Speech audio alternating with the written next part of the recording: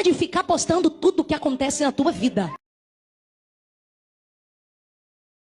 Para de ficar compartilhando tudo o que acontece na tua vida nas suas redes sociais. Sabe qual é o segredo? Viver a vida no off.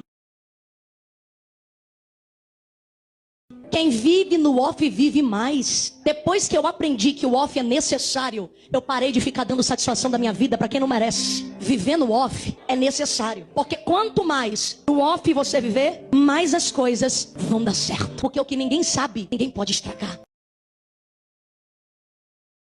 Primeiro dia do casal na academia. Vamos limpar, né? Dia de faxina. Vocês querem acompanhar aqui meu dia de faxina?